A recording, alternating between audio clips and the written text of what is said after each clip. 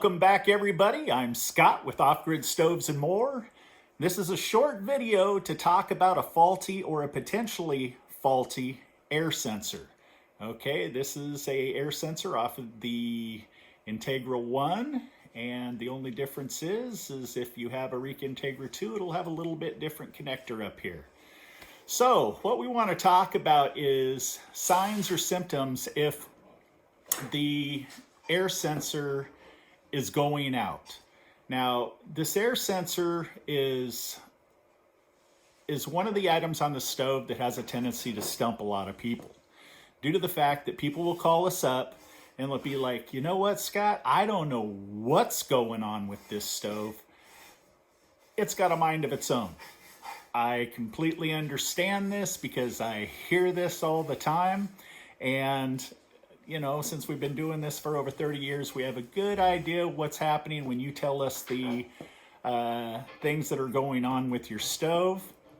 So the first thing I want to talk about is that if by chance you suspect that your air sensor is faulty, what you're going to want to do is you're going to want to take out the two screws here and here, okay? And remember that this is on your fresh air tube when you're facing the stove on the right hand side behind the paneling, and take out these two screws here, gently take the wire off and grab the male end of the connector.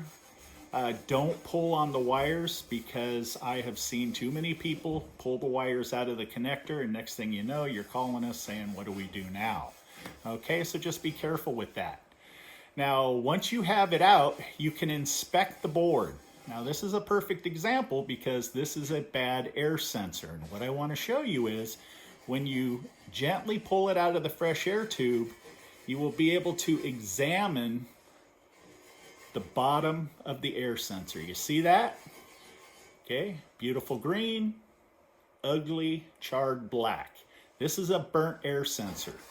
This is a problem child for a stove that somebody tried to diagnose themselves for quite some time, and then they finally found us on YouTube and we were able to help them out.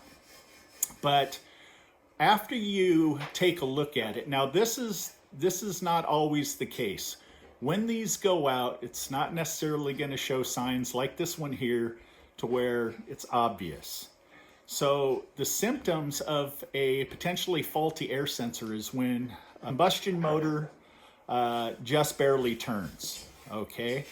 What's happening is it's all messed up. It's not sending the proper voltage to the motherboard, and in turn, the motherboard is not sending enough voltage to the combustion motor, okay? Next, the auger won't come on and the red light is not blinking, okay? So what that means is, if by chance this isn't sensing, or it believes that it's not sensing due to malfunctioning, is the auger can start, it can cycle a few times, and then it'll just quit. And when the auger quits, normally what happens is the combustion motor will speed up. And what it's trying to do is it's figuring that there's an air leak inside, like maybe a faulty gasket somewhere on the stove. So if by chance your auger does start, it cycles a few times and then it quits, and then the combustion motor just speeds up and runs randomly high and then low, that's a good sign that your air sensor's bad. Next thing is the auger runs for a while and then stops. If you notice that your auger motor is running erratically, you know, which most of you, after you've owned your stoves, you have a good idea is how your stove is supposed to run. That's where you're going to suspect that the air sensor is bad. Another thing that you're going to want to look for is on your air sensor bracket here. When you take the two screws out, you will notice underneath there is gasketing in order to make it airtight. You do not want air to escape out from underneath this bracketing. If you do not have insulation for your bracketing, go ahead and give us a call and we'll shoot you a foot of it. We only sell it by the foot, okay? Now, One last thing about this is, again, be very careful with your air sensor. And I want to repeat this one more time.